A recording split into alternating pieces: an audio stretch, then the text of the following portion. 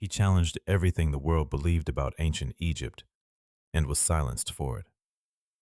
Cheikh Anta Diop wasn't just a historian, he was a scientist who tried to prove something most scholars refused to accept: that Egypt, the foundation of Western civilization, was African. Born in Senegal in 1923, Diop came of age under the harsh realities of French colonial rule. At school, he was taught that Africa had no civilization, no science, no meaningful contributions to the world. He watched his people internalize this lie, taught that their cultures were primitive, their religions were superstitions, and their ancestors had nothing to be proud of. But Diop wasn't like most students. Even as a teenager, he sensed something was off. How could a continent as vast and diverse as Africa have no meaningful history? Why was so much of its past absent or distorted in the textbooks? He would later call this deliberate erasure mental colonization. To him, colonialism wasn't just about stolen land and resources. It was about stolen memory. And memory, he believed, was power. In 1946, Diop moved to Paris, where he enrolled at the prestigious Sorbonne. He originally planned to study physics and chemistry, and he did.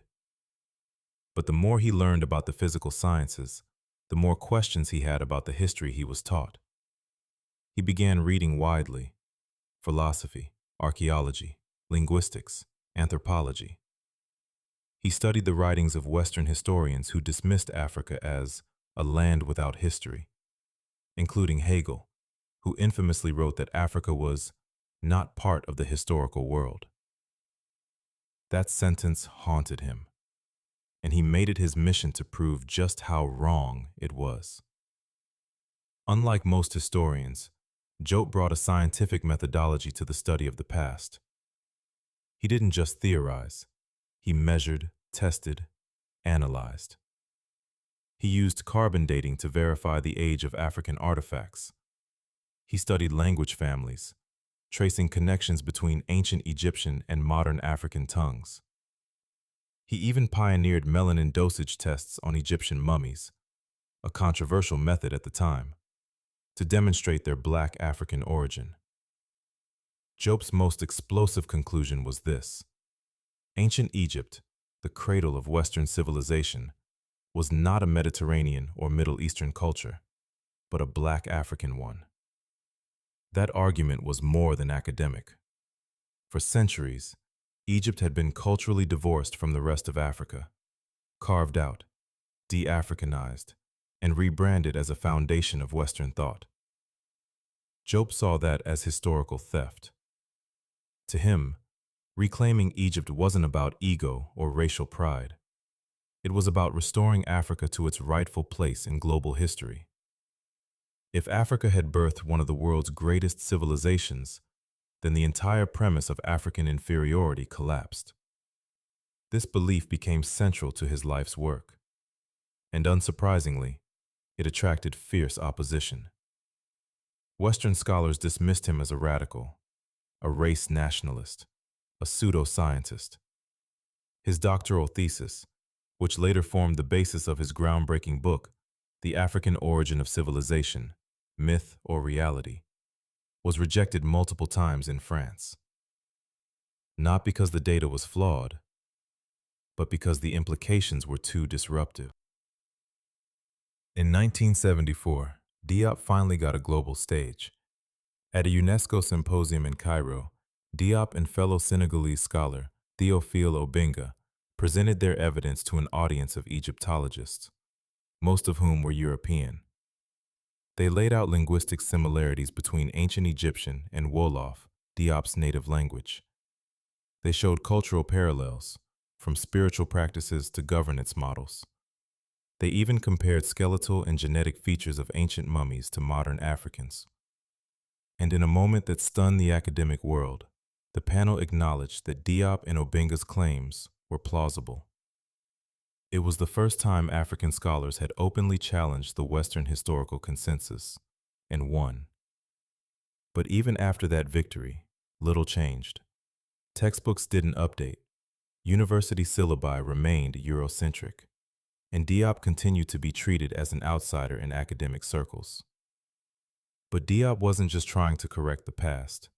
He wanted to reshape Africa's future. He believed history wasn't just about dates and empires. It was about identity. A people who don't know who they are easy to control. So Diop asked, what would it look like if Africans rewrote their own story, on their own terms? He proposed a radical idea, a federal African state, one nation, one currency, one language, one people. He warned that colonial borders, drawn with rulers in European offices, had left African countries artificially small and perpetually divided. That division, he argued, was the single greatest threat to African sovereignty. Diop knew that unity couldn't come from politics alone. It had to come from culture, from language, from memory. He called for the development of a unified African language, not based on English, French, or Arabic, but drawn from shared linguistic roots.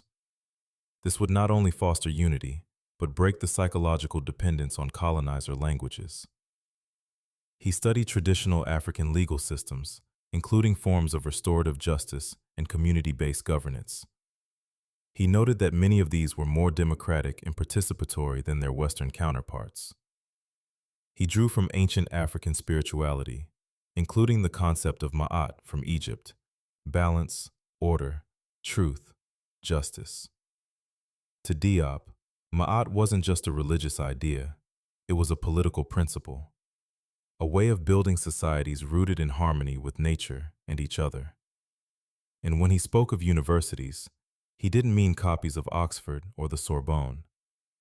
He envisioned centers of African knowledge where science, art, history, and innovation were all taught through an African lens. People often forget, Diop wasn't just a historian. He was a trained nuclear physicist, one of the few Africans of his era working in that field. He saw science as essential to African independence. Without technological sovereignty, he warned, Africa would always be dependent, economically, agriculturally, militarily. He helped establish laboratories in Senegal focused on radiocarbon dating and other techniques that would allow African scholars to conduct their own research without relying on European institutions. He believed Africa didn't need to choose between tradition and modernity. It could have both. It just needed to define those terms for itself.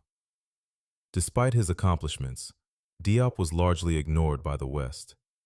His books were rarely translated. He was excluded from major academic journals. Grants were denied. Conferences passed him over. He wasn't assassinated. He wasn't exiled. But he was methodically sidelined, silenced, not with violence, but with silence. In his own words, he said, "The African is still colonized, but now it's in the mind." But even as Western institutions turned their backs on him, Africa embraced him.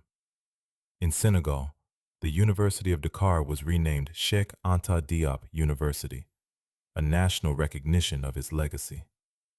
Across the continent, his work inspired new generations of Pan-African thinkers. In the diaspora, from Harlem to Brixton to Cape Town, his books passed from hand to hand. His name became a symbol of truth-telling, of resistance, of reclaiming. Afrocentric educators like Molefi Kete Asante called him the father of modern African-centered thought.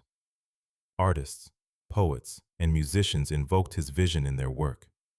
And in classrooms where his name was once erased, it began to return. Cheikh Anta Diop died in 1986, but his dream didn't. Today, every time a student wonders why Africa is missing from their history book, every time someone asks who really built the pyramids, every time Africa is seen not in tragedy, but in greatness, Diop is there.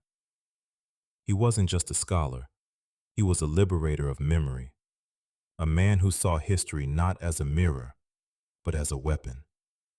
And though they tried to silence him, his work still speaks, loudly, proudly, truthfully.